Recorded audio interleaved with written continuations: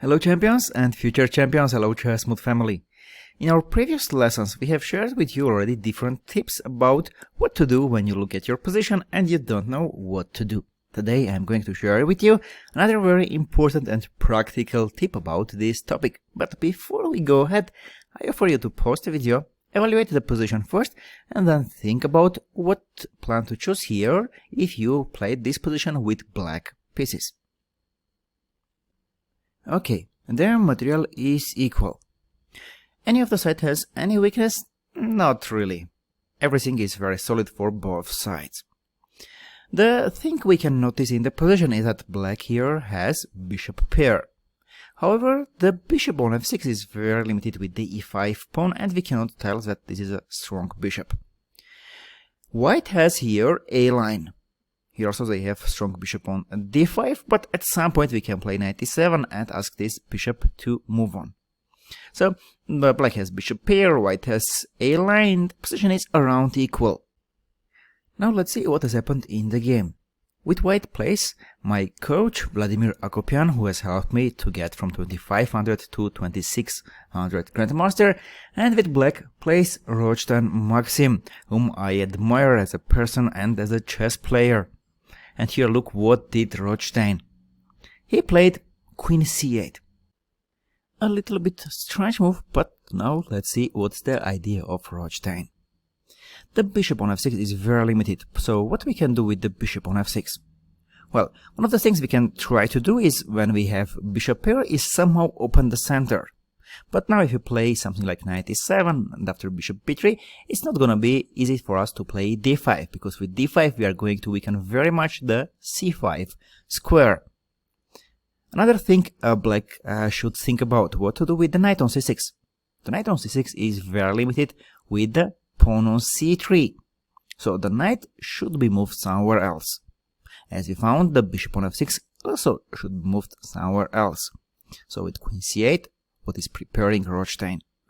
At some point, black bishop on f6 is going to be transferred from f6 to b6, a great diagonal where he is going to cover the a7 square, the entry square of white rook, and at the same time put pressure on the king.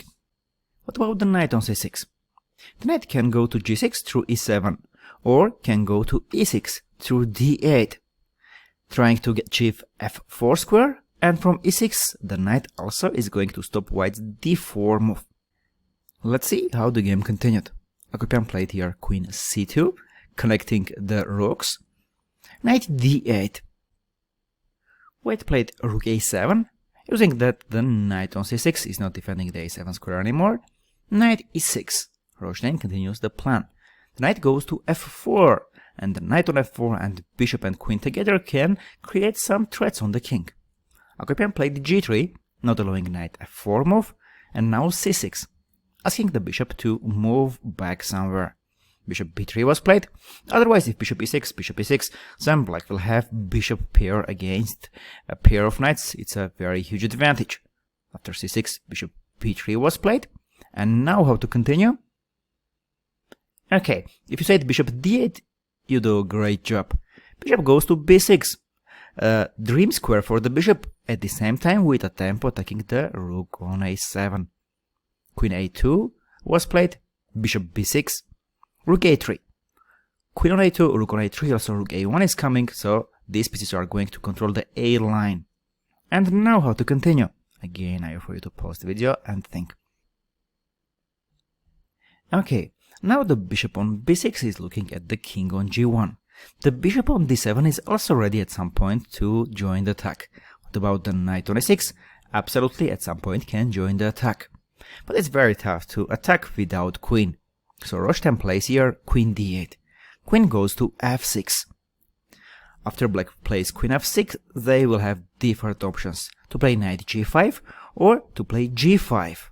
At some point king g7, h5, h4, rook h8. And there will be strong attack on the king on g1. Notice how strong is the bishop on b6. It's attacking and at the same time covering the a7 entry square of white's rook.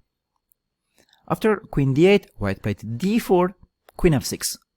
3 pieces are attacking the d4 pawn, at the same time the e5 pawn actually, and here after the e5, e5. Here black got a big advantage. They have the same plan at some point to play g5, h5, king g7 and start attack. Let's go back and see what happened. So in the initial position, here what did Rothstein? He regrouped the pieces. Bishop on f6, the knight on c6, these pieces were doing bad. So how Rothstein regrouped? Played queen c8, knight d8, knight e6, then c6, and after bishop moved back, bishop d8, bishop b6, and now queen went back to f6. So compare the initial position. Bishop on f6 was not doing anything, the knight on c6 was limited with the c3 pawn, queen d8 was also not an active piece. And compare this one with this position. Queen on f6 doing great job, at some point creating threats on the king, bishop on b6 doing fantastic, the knight on e6 also doing super well. So here is the tip. If the position looks equal and you don't really know what to do, think about your pieces, where they can do a little bit better job. I'll show you one more example. It's white to move. I offer you to pause the video and think. Okay, the position is from the game, Chernin Gumasi, 2 strong Grandmaster, and here white has again bishop pair advantage. The question is how to continue. Okay, here white has big advantages. They have here a bishop pair, but especially the dark squared bishop is very strong one. From d4, the bishop is going to bombard on both sides of the board, and it can be never exchanged, as black doesn't have the dark squared bishop.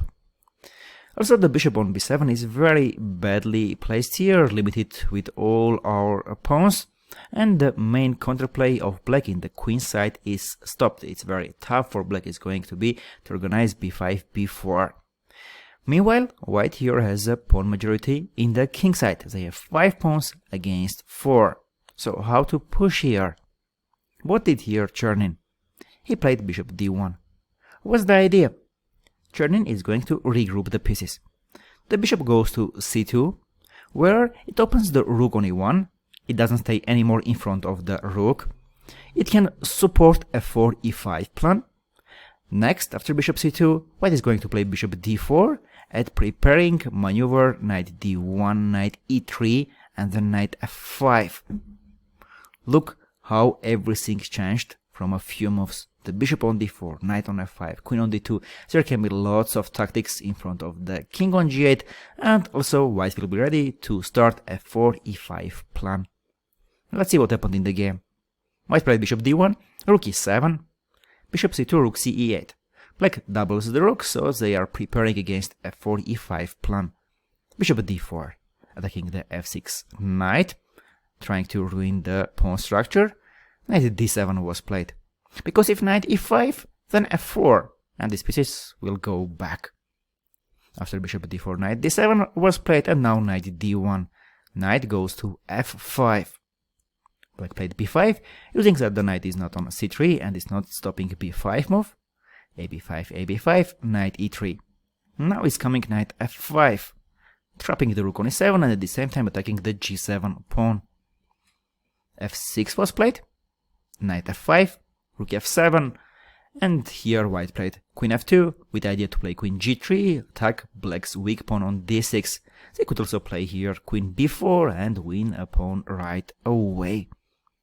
So, in the initial position, a great plan by Chernin. Bishop d1, bishop c2, bishop d4, and now knight d1, knight e3, knight f5, regrouping all the pieces. Compare this position from the initial plan.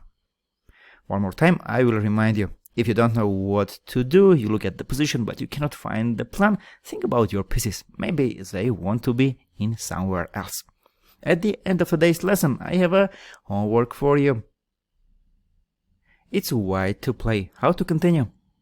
You can post your answers in the comments section, and I am looking forward to seeing you during the next daily lessons with Grandmasters.